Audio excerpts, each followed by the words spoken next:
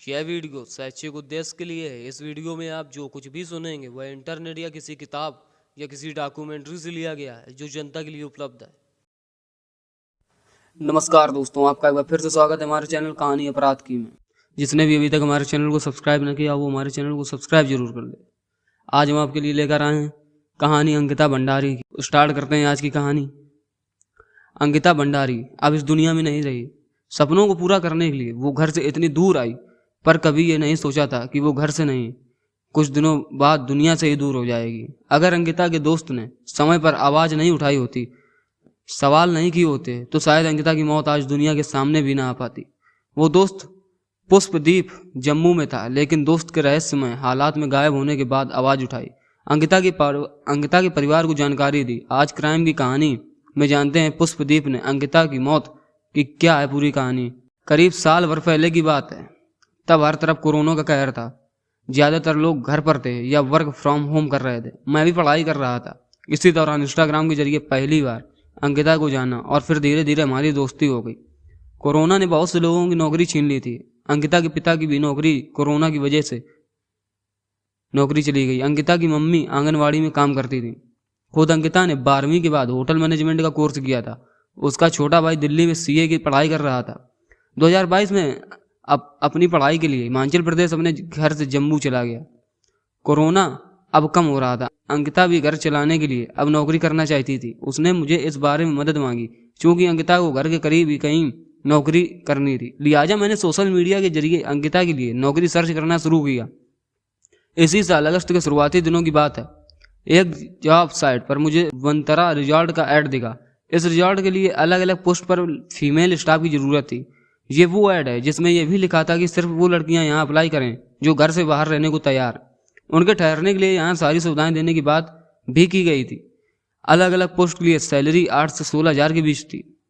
ये रिजॉर्ट अंकिता के घर से करीब 150 किलोमीटर दूर था। मुझे लगा यह अंकिता के लिए अच्छा होगा।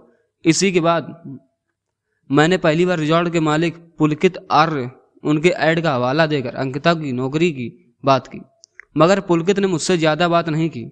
उसने बस इतना कहा कि कैंडिडेट से कहो कि वो मुझसे डायरेक्ट बात करे। इसके बाद अंकिता ने पुलकित से बात की। बातचीत अच्छी रही।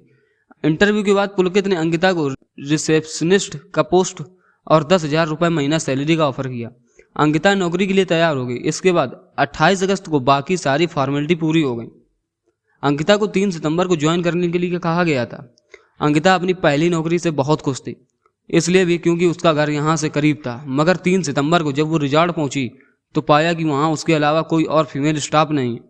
इस बारे में जब उसने पुलकित से पूछा तो पुलकित ने बताया कि उसने होटल के सारे स्टाफ को कुछ वक्त पहले ही निकाल दिया और अब नए स्टाफ की भर्ती कर रहा है। पुलकित ने बताया कि कुछ वक्त पहले यहाँ प्रियंका नाम की एक लड़की काम किया करती थी, मगर वो चोरी करते हुए पकड़ी गई, इसलिए उसने सभी स्टाफ को नौकरी से निकाल दिया। मगर उसने अंकिता को भरोसा दिलाया जल्दी ही रिजॉर्ट में और भी फीमेल स्टाफ ज्वाइन करने वाली हैं। इसके बाद मुझे अंकिता ने बताया कि पुलकित ने सचमुच पुराने सभी स्टाफ को निकाल दिया, सिवाय 2 लोगों के, एक सौरव और दूसरा अंकित। सौरव रिजॉर्ट का मैनेजर है, मगर असलियत यह है कि वो पुलकित का न सिर्फ बचपन का दोस्त है, बल्कि दोनों ने साथ पढ़ाई भी की थी। अंकित भी पुलकित का पुराना राजदार है। अंकिता ने रिजॉर्ट में नौकरी तो शुरू कर दी, पर उसे जल्दी ही एहसास हुआ कि यहाँ ठहरने के लिए टूरिस्ट कम आते हैं। रिजॉर्ट ज़्यादातर पार्टियों के लिए बुक होता है। रिजॉर्ट में करीब 13 कमरे हैं, जबकि कुछ कमरे बन रहे थे। अमूमन पार्टी के लिए सारे कमरे बुक किए जाते थे। पार्टी भी ज़्यादातर वीकेंड में हुआ करती थी। अंकिता की ज्वाइनिंग के पहले हफ्ते ही ऐसी ही एक पार्टी में एक गेस्ट ने शराब पीने के बाद अंकिता को जबरन गले लगाने की कोशिश की। इस पर अंकिता ने उसी वक्त पुलकित से इसकी शिकायत की। तब पुलकित ने उस गेस्ट को अंकिता के सामने खूब डांटा। ये देखकर तब अंकिता की नज़र में पुलकित के लिए इज्जत बढ़ गई थी। पुलकित खुद भी रिजॉर्ट में यहाँ काम करता था। पुलकित खुद भी रिजॉर्ट में रहा करता था, हालांकि उसका घर हरिद्वार में है। धीरे धीरे वो अंकिता के करीब आने की कोशिश करने लगा। उसने अंकिता को स्कूटी और कार ड्राइविंग सिखाने की भी कोशिश की, ये कहकर कि कई बार गेस्ट को आसपास ले जाना होता है। फिर एक बार अंकिता से उसने कहा कि रिजॉर्ट में गेस्ट आने वाले कमरे नहीं है, इसलिए तुम मेरे बराबर वाले कमरे में शिफ्ट हो जाओ। रिजॉर्ट में पुलकित जिस कमरे में रहता था वो 2 कमरों का सेट था, मगर इंटरकनेक्टेड था। 1-2 दिन अंकिता उसी कमरे में अकेली रही। ज्वाइनिंग के दूसरे हफ्ते में पुलकित ने एक बार गेस्ट आने और कमरे कम होने की बात कहकर अंकिता को अपने साथ उसी इंटरकनेक्टेड रूम में शिफ्ट होने को कहा। यह दूसरी बार था, मगर इस बार पुलकित ने अंकिता के रूम में बैठकर शराब पी, फिर अंकिता को जबरन गले लगाने की कोशिश की। अंकिता ने जब इसका विरोध किया तो अचानक पुलकित माफी मांगने लगा और फिर अपने कमरे में चला गया। अब तक अंकिता एहसास हो चुका था कि यह रिजॉर्ट नौकरी करने के लिए ठीक जगह नहीं है। उसने ये बात मुझसे भी कही थी। इस रिजॉर्ट में आयुष नाम का एक और स्टाफ था। वो अंकिता को बहन जैसा मानता था। अंकिता ने आयुष से कहा कि वो नौकरी छोड़ना चाहती है, उसे कोई और नौकरी दिला दो। इस पर आयुष ने अपने पिता से बात की और फिर अंकिता की बात कराई। आयुष का घर रिजॉर्ट से बहुत दूर नहीं था। उसके पिता ने कहा कि ठीक है, तुम हमारे घर पर एक कमरा लेकर यहाँ रह लेना और मैं तुम्हें कहीं सुपरवाइजर की नौकरी दिला दूंगा। अंकिता बस अब रिजॉर्ट से बाहर निकलना चाहती थी। 17 सितंबर को उसने पहली बार डिटेल में मुझसे चैट पर अपनी सारी बात बताई। 18 सितंबर को उसने रिजॉर्ट छोड़ने का फैसला भी कर लिया था, मगर तभी उसे पुलकित ने कहा कि 19 सितंबर को एक खास मेहमान रिजॉर्ट में आने वाले हैं और वो कहीं नहीं जा रही। इसी के बाद 18 सितंबर को अंकिता और पुलकित के बीच काफ़ी झगड़ा हुआ। 18 सितंबर की शाम 4:30 बजे के बाद ऐसा कुछ हुआ जो बड़ा था, मगर मुझे नहीं मालूम क्या हुआ था। शाम को जब मैंने अंकिता को फ़ोन किया तो वो फ़ोन पर रो रही थी। मैंने पूछा क्या हुआ, तब उसने कहा कि पुलकित ने मेरा मुंह दबाया और मेरे हाथ में चोट लगाई। अंकिता ने मुझसे यह भी कहा कि पुलकित ने उसे धमकी दी कि वो पुलिस में फ़ोन कर चुका और पुलिस उसे अश्लील हरकतों के लिए गिरफ्तार कर लेगी। फिर उसने धीरे से कहा कि तीनों उसके आसपास हैं, इसलिए बाद में सब बताऊंगी। इसके बाद उसने फ़ोन काट दिया। इसके बाद 18 सितंबर की रात 8:30 बजे अंकिता ने मुझे फ़ोन किया। तब भी शायद तीनों उसके आसपास थे। करीब 22 मिनट तक हमारी बात हुई। अंकिता परेशान नजर आ रही थी। पूछने पर कही थी कि रिजॉर्ट लौटकर सारी बात बताऊंगी।